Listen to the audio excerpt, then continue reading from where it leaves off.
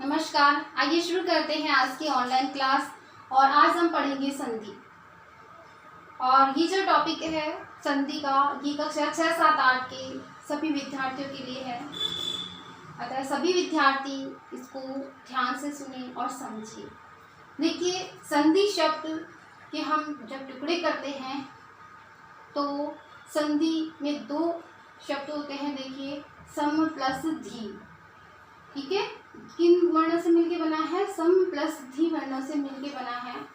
तो जो सम यानी समान रूप से धारण करे तो इसको हम संधि कहते हैं। अगर संधि के हम शाब्दिक रूप को देखें तो संधि का जो शाब्दिक अर्थ होता है वो होता है मिलाना या जोड़ना। आगे देखिए इसकी परिभाषा। संधि की परिभाषा देखिए, दो या दो से अधिक वर्णों के मेल से जो विकार या परिवर्तन उत्पन्न होता है या परिवर्तन होता है उसे हम क्या कहते हैं? संधि कहते हैं। परिभाषा कहती है दो या दो से अधिक वर्णों के मेल को। किसको? वर्णों के मेल को।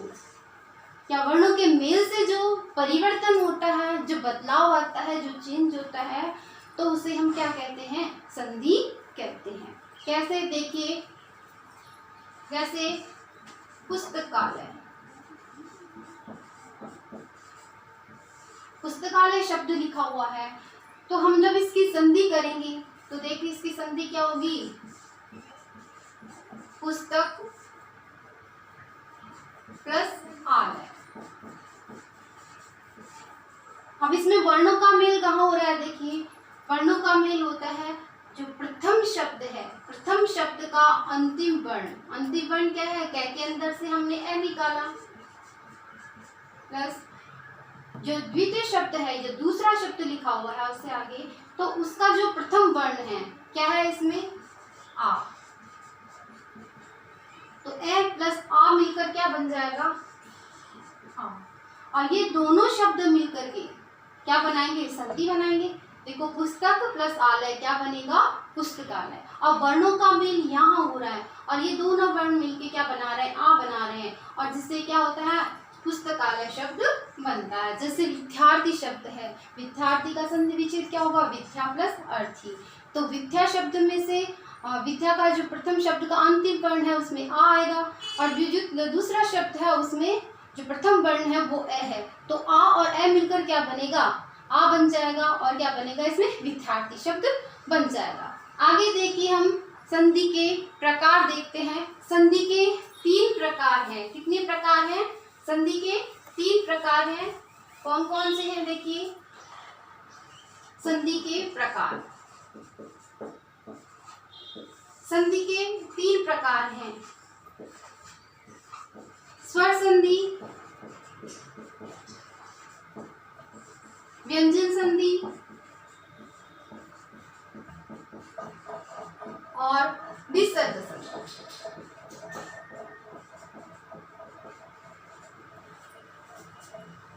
स्वर संधि में स्वरों का मेल होता है। स्वर के बाद स्वर आए तो वो कौन सी संधि होगी? स्वर संधि।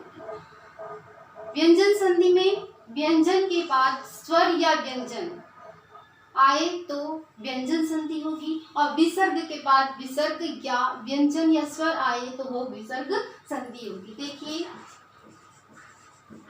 स्वर के बाद स्वर आए, इसमें व्यंजन के बाद व्यंजन या स्वर आए तो व्यंजन संधि होगी।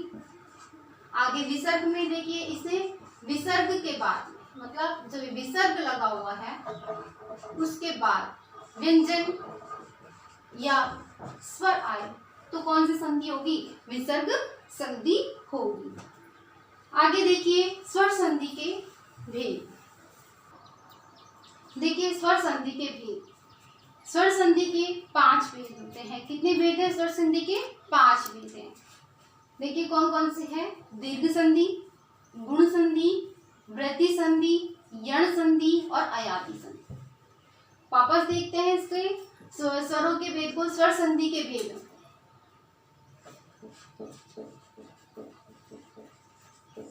स्वर संधि के कितने भेद हैं? स्वर संधि के 5 भेद हैं। दीर्घ संधि, गुण संधि, वृद्धि संधि, यण संधि और अयाति संधि।